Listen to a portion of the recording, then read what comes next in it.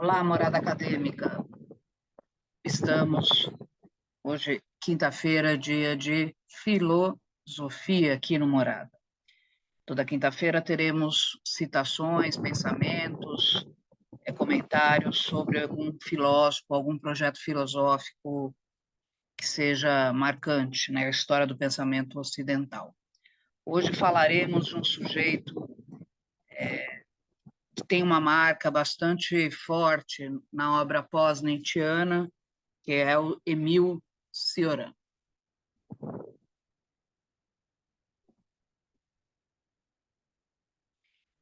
Émile Cioran, senhor que vocês podem ver e bem pesquisar sobre a vida, né? Esse filósofo que marcou um tempo, não é? De maneira bastante significativa, nasce, né, num pequeno vilarejo de Hasinari, na Romênia, né? Então, um romeno, assim como o Serge Moscovici, né? É uma região ali próxima à região da Transilvânia, em 8 de abril de 1908. Vem de uma família religiosa, seu pai era um padre ortodoxo, né, chamado Emília, e de Evirei Cioran.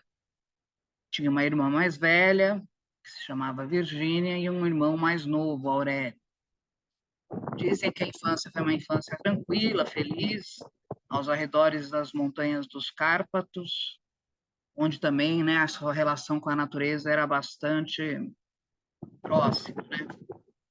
O comentário é que ele andava, gostava muito de fazer caminhadas ali entre os bosques e conversava muito com os camponeses da região, né? Aos 10 anos, decisão da família, né, que apesar dele demarcadamente ser contrário, ele muda-se para uma outra cidade, de Sibiu, né, que era mais ou menos uns quase 20 quilômetros da cidade onde ele havia nascido, onde ele estuda num liceu, né, e vive ali perto de um pensionato de alemães. Então, a vivência dele com o idioma alemão começa nesse momento, talvez por isso até sua familiaridade com a filosofia alemã, né? Foi um período um pouco mais depressivo na vida do Cioran, diz que ele vivia mais triste, até porque, né, perdera esse contato com a natureza e com os amigos, né? E sempre que se referia, então, à sua cidade natal, era cometido de muita nostalgia, lamentando essa mudança, né? Sibiu já era uma cidade maior, e ali, então, você tem a influência de outras culturas e outros povos, né? Romenos, alemães, húngaros, era uma região mais cosmopolita nesse sentido. Próximo aos 15 anos, o Cioran já entra em contato com algumas obras filosóficas, como Diderot, Balzac, Flaubert, Schopenhauer, Nietzsche e Dostoiévski, o que marca a sua vida de maneira decisiva, né? Em 1928, ele se matricula na Faculdade de Filosofia e Literatura, em Bucareste, né? E daí começa, então, a tua carreira filosófica de maneira um pouco mais formalizada. É nesse período também que Cioran começa a apresentar problemas crônicos de insônia que o marcaram e atormentaram a vida do sujeito por toda a sua vida, né? A partir da década de 30, mais ou menos 32, as suas leituras em filosofia vão se tornando mais assíduas, né? E ele começa a escrever artigos nas revistas sobre alguns temas, né? Termina o ano de filosofia com uma tese sobre a questão da intuição na obra de Bergson, que é né, um francês bastante marcante também na filosofia do século XX. Em 1934, né, depois de muitas crises de insônia, não é? Ele escreve uma das suas primeiras grandes obras, Nos Cumes do Desespero, que aí sim, né, se transforma aí como se fosse o primeiro tratado filosófico sobre o tema do desespero, que é um tema, não é, que marca a filosofia, por exemplo, em Kierkegaard, né? Nós temos também o desespero humano. Então, um tema também muito comum na Europa após a virada do século, né? A virada do século para o século XX, né? Ele mesmo comenta sobre essa obra, né? Eu errava durante a noite pelas ruas como uma espécie de fantasma, e tudo que escrevi posteriormente foi elaborado naquelas noites. Meu primeiro livro, né? Então, remonta justamente a essa época. É um livro que escrevi aos 22 anos, como uma espécie de testamento, pois eu pensava que depois disso eu me suicidaria, mas sobrevivi. O irônico é que depois realmente ele se suicida, né? Mais tardiamente. Nesse período também, não é reconhecida a relação da noção de sofrimento, que aparece muitas vezes na obra de Cioran, mas dentro, por exemplo, de uma perspectiva zen budista, né? Ele dizendo que, de alguma maneira, existia, né, em algumas filosofias, um escape de libertação frente à angústia do mundo. Então, também vai adentrar sua obra algumas ideias budistas, né? Próximo à década de 30, quer dizer, em 1934, 35, o Cioran viaja a Berlim e lá ganha, não é, uma bolsa de estudos do Instituto Alemão para estudar filosofia na Fundação Humboldt, né? Neste momento nós já temos o nazismo em ascensão, há de se lembrar, né? E o Cioran está ligado a um grupo que é chamado de Guarda de Fogo, um movimento político que era reconhecido de extrema direita, que, aliás, fazia também elogios a Hitler, né? Por Hitler estar reerguendo supostamente a Alemanha. Isso também é algo que a gente encontra na obra do Heidegger, né? Alguns filósofos que tinham, de alguma maneira, ligações com o nazismo, né? Demarcadamente. Também, né, outros faziam parte desse grupo, como Konstantin Neuka, Petri Tuteia, Mircea Eliade, que é, né, famosíssimo também pela questão do mito. E esse grupo, ele, na verdade, ele tinha uma ideia, não é, que a Romênia também tinha que ressuscitar a cultura romena, não é, que estava num período de decadência cultural e política. Então, o grupo se prestava justamente a essa busca, né, que era um discurso muito naturalizado já pela primeira fase do nazismo, né, com essa questão do enaltecimento da cultura, né, os alemães também vinham com um discurso muito nessa direção, né. Bom, ainda em Berlim, o senhor vai ter aulas com outros filósofos, né, ligados principalmente a uma crítica ao racionalismo, não é? E uma das coisas que vai marcar muito esse momento da obra do Émile Cioran é o contato com a obra Ser e Tempo de Heidegger, que também não é uma obra que marca lá em 1927 toda a modernidade, né? Apesar de ter uma admiração inicial pela obra e também pelo seu autor, não é?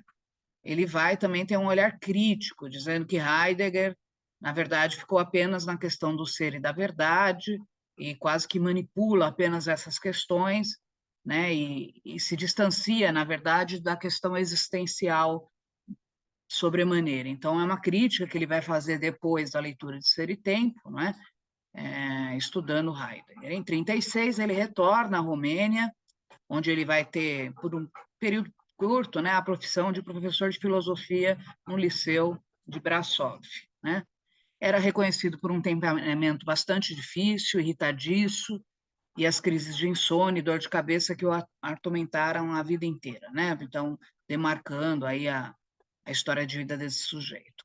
O ano de 1936, Cioran, então, se recolhe à leitura também de autores mais místicos e continua a redigir textos, né, fazendo talvez uma relação com essa tendência mais mística. Então, lê, por exemplo, Teresa d'Ávila, o mestre que, aliás, Heidegger também vai ler, né, o Hector, que foi também uma inspiração para o Hitler, né, coisas que são irônicas e que a gente estuda até hoje, né, tentando como é que essas coisas se coadunavam, né? Um discurso nazista com um discurso mítico de ressurgimento da alma alemã cultural, né? E como, então, né, esse horror do genocídio, do nazismo, se interligava com uma noção mística religiosa. Então, essa é uma questão bastante, um paradoxo, eu diria, bastante recorrente na era moderna e de autores como Cioran e tantos outros, né? Bom, frente a essa breve e sucinta biografia, né? Algumas outras coisas que acho interessante demarcar na obra de Cioran, né? é um sujeito, então, que vai sempre se deparar com a questão mística, né? E a própria questão da imagem de Deus, né? Conhecido por ser um cético, né? Cínico, então retoma, não é, o cinismo cético que está lá nos greco-romanos, a se dizer, né? Também passa depois próximo a 37 por Paris, não é, aonde ele então começa a redigir uma tese que ele nunca concluiu sobre Nietzsche. Muitos dizem que foi marcante também na virada da obra desse sujeito, né? Morava em hotéis, isso era muito comum naquela época, né? O próprio Nietzsche também tem uma trajetória de pensionatos e hotéis viajando pela Europa, né? Matriculou-se também na Sorbonne, onde passou a estudar a língua inglesa, né? Essa coisa da língua é muito interessante, porque nós vamos ver que em 47, né, ele começa a escrever então em outras línguas, principalmente também o francês. Isso é algo também que acontece com a obra do Moscovici, acontece com outros pensadores, né? O próprio Beckett, né, a obra do Beckett literário, pessoas que são, né, na hora de escrever filosoficamente, do ponto de vista literário, eles usam de outra, né, essa mudança da língua, como até se colocando também no lugar de estrangeiro. Isso acontece também na obra do Émile Cioran, né? E escreve depois disso Exercícios Negativos, que foi publicada com o título Breviário da Decomposição, né? Uma forte obra também, né? Foi mais lida até que a primeira, no primeiro momento, né? E é um momento, então, que ele já, né, seria um segundo momento da obra aí do Émile Cioran, tá?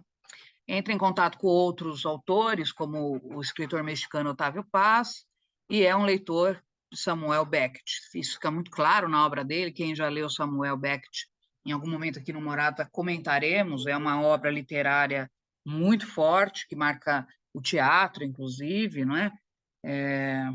E também troca algumas palavras e poucas palavras com Jean-Paul Sartre e Albert Camus, que são dois ícones do movimento existencialista, né?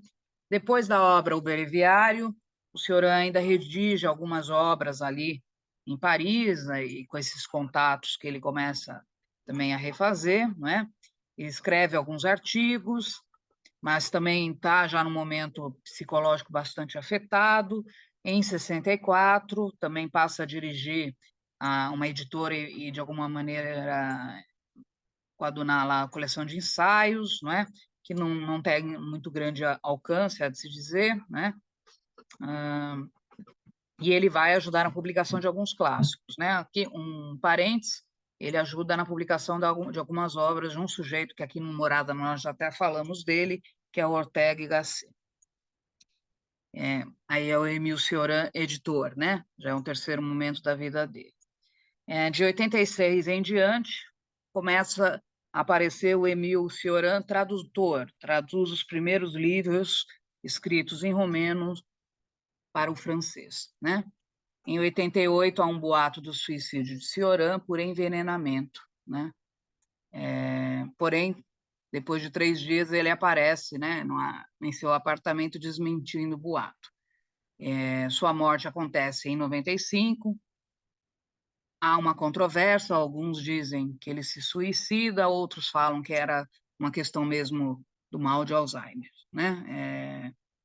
Depois, 2 anos mais tarde, falece, não é? Também sua companheira, e essa é, né, a história de Cioran, né? Uma história bastante rica do ponto de vista acadêmico, mas também muito sofrida. Aliás, que era um mal-estar aí, eu diria, dessa civilização na virada do século XX, né? Bom, mediante a isto, algumas ideias interessantes, né? Acho que a biografia do sujeito já nos mostra a que veio do ponto de vista filosófico, né? Muita gente dizendo que o Cioran, então, é marcado pela sua filosofia paradoxal, né? Até por conta das suas influências e a maneira da própria Europa, naquele contexto conturbado, né, das guerras, ele atravessa, né, a Europa Aliás, a sua vida está demarcada, né, de 1911 a 1995, ele atravessa as duas grandes guerras mundiais, né? Alguns, de maneira precipitada, demarcam a obra do Émile Cioran como muito pessimista, muito voltada à questão do ser para a morte, né? O Gabriel Marcel até afirma, né? Será que por acaso Cioran não seria o diabo da filosofia, né? Porque ele traz de maneira muito nua e crua, né? Essa questão da morte e da própria questão da urgência do pior, né? Do humano na modernidade assumir o pior, até para poder ter um alívio existencial. Essa é uma ideia muito forte que atravessa a obra de Cioran, não é? E, ao mesmo tempo, essa busca mística dele, né? Seja no budismo e depois com os próprios alemães aí que ele é citado, né? Como eu disse, profundamente marcado por uma postura muito ácida diante a vida, o homem, né? O que seria o homem e a sua finalidade, né? Entendia, então, que a existência humana não passava de uma grande fatalidade, né? E uma grande desgraça, como ele mesmo coloca, né? Então, é uma extensa obra trágica, né? Essa é uma marca que está na obra desse autor, não é? E também de uma densidade, ao mesmo tempo, contemplativa e mística, quer dizer, ele vai pegar essa questão de uma visão fatalista da vida, ou seja, não há nenhum sentido, uma pré-marcação da vida, a vida se faz pelo acaso, e muitas vezes é trágico, pessimista mesmo, no sentido de que não há justiça divina, não há justiça dos homens, não é? A vida é recortada por melancolia e tédio, e isso aparece muitas vezes na obra do Émile Cioran, né? Como, aliás, de outros sujeitos do seu próprio tempo, contemporâneos a ele, não é? Portanto, daí a própria questão, não é, dessa conotação pessimista, né? A gente tem, né, a ideia de um latido pedagógico do Cioran, esse latido pedagógico faz referência, não é, a uma metáfora, que é essa ideia de que ele é um andarilho em busca de uma visão, né, de simplicidade filosófica e existencial, mas, ao mesmo tempo, ele insiste numa crença do que a gente chama de um reconhecimento da idiotia do real. Ou seja, o real não tem nada realmente transcendental que o marcaria o real, né? Mas o real ele é quase uma provocação, né, da vida ordinária, movente, é um termo que ele usa, né, uma vida que se move, e, portanto, nós teríamos que exercitar uma afeição sincera e desapegada diante a vida, né? Então, ele dizia, essa postura cínica que está na obra de Émile Cioran é uma postura que não pode acreditar em duplos, ou seja, qualquer metafísica, qualquer ideia de Deus, qualquer ideia de destino, né, tem que ser, né, na visão de Cioran, descontemplada. E aí aderir, né, à solidão do ser único no mundo, à idiotice de um filho sem irmão, à simplicidade movente do real, né? O real tem essa natureza cotidiana, ordinária, sem nenhum tipo de finalidade maior, né? Isso é interessante, porque diante da modernidade isso é uma crítica e uma postura muito contundente, né? O cínico, né? Então é sempre aquele com quem podemos aprender por meio da arte de filosofar, né? Por meio de anedotas e histórias emblemáticas de Cioran, né? E por isso, muitos momentos também ele se lança quase que criando aforismos parecido com Nietzsche, né? Para que a gente exercite essa ideia da autarquia no sentido do autodomínio e da parresia, não é? Que é aquele ser que permite, né, a confusão da vida, que se permite essa ideia, né, de viver diante o desequilíbrio, diante a incerteza, não é, diante a própria inconstância que a vida vai nos colocar. Então, ele se reconhece como um pensador cínico, né? dizendo que ele, então, é um louco cínico. Ele diria, apesar de muita gente dizer que esse é o lado escuro e sórdido da razão, né, no cinismo, a gente que descobre que o iluminismo foi uma piada, é quase, né, uma perversão, e que a gente deveria agora fazer voltar-se a um olhar ceticista, duvidando, né, e quase sendo niilista nesse sentido, e buscando essa razão mais infantil e ingênua que se joga ao mundo, né, contestando e tendo, né, aquilo que Diógenes lá atrás, que é uma figura de um filósofo grego, que andava pelas ruas da Grécia com uma lanterna, né, com uma lanterna não, uma luminária, né, assim, ensandecido, mal vestido, né, e falando em delírio. Então, o latido do cínico Cioran vem da imagem de Diógenes, né, como esse modelo para a busca de independência da vida, liberdade de expressão e pensamento, né? Então, ele reconhece esse diogenismo que ele diz na obra dele, não é? Que faz referência a Diógenes, filósofo cão da época grega, né? Um autor extremamente provocativo, portanto, que insulta vários autores outros, e principalmente autores do iluminismo, né, e critica, portanto, essa questão do iluminismo retomado na modernidade sobre o lugar de um humanismo antropocêntrico, quase que cristão, né? Então, esse contra-iluminismo é a ideia que também está na obra dele, né, marcado aí pela retomada do mito de Diógenes, né? E ele diz, é preciso se retomar, então, uma filosofia lúdica, né? Alegre, sem culpa, uma filosofia, né, que vai se colocar entre uma tensão, né, sempre entre o pessimismo e o eudemonismo, ou seja, buscando o bem viver, ao mesmo tempo encarando o lado sombrio da vida, né? Ele diria, então, que ele fundaria um novo pessimismo cínico, né, mas defendendo a vida de maneira intransigente. Isso também está na obra do Nietzsche, né? O Amor Fati. Então, aqui você percebe claramente a influência do Nietzsche na obra do Émile Cioran, né? Muitos vão citar o Émile Cioran como um dos grandes pensadores do século XX. Um deles a gente também já tratou aqui no Morada, que é o Sloterdijk, né?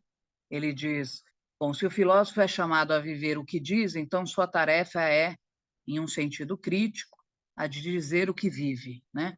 E aí ele diz que, de alguma maneira, Émile Cioran era esse sujeito, né?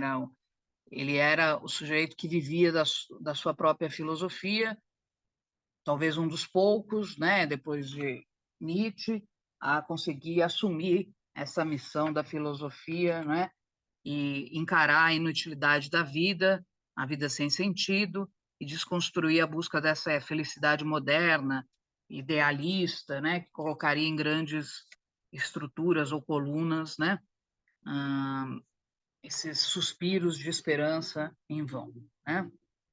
Portanto, é preciso, na obra, olhar para o pessimismo cínico de Cioran, entendendo que ele defende a lucidez, o desencanto, a obsessão pelo nada e a acatar que o nada existe, o fascínio pelo absurdo da vida e o excesso à renúncia, né? Seriam essas as marcas profundamente marcadas aí na obra de Cioran, né? Que tem, então, um certo gosto amargo, quase funesto, como ele mesmo reconhece, mas, ao mesmo tempo, né, um cotidiano trágico alegre. Então, isso, de alguma maneira, marcaria, não é, a obra desse sujeito. Fechando, né, saudando o Cioran, então, hoje na nossa quinta-feira de filosofia aqui do Morada, vamos dizer, vou retratar uma frase da obra dele, não é? Em que ele diz sobre o filósofo, e eu diria que é uma grande questão hoje também contemporânea, né? O filósofo é aquele que faz de si um campo de batalha e manipula a manhosa técnica de fuga, porque sabe morder e saboreia o latir.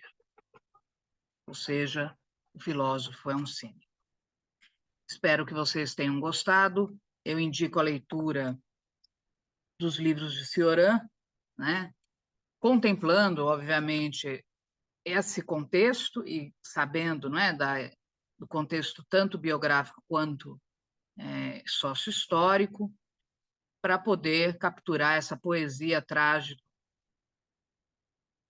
e existencial da obra de alguém, né, que tem uma fala bastante agressiva no primeiro momento, mas de extrema sinceridade e lucidez. Fiquem conosco e até a próxima.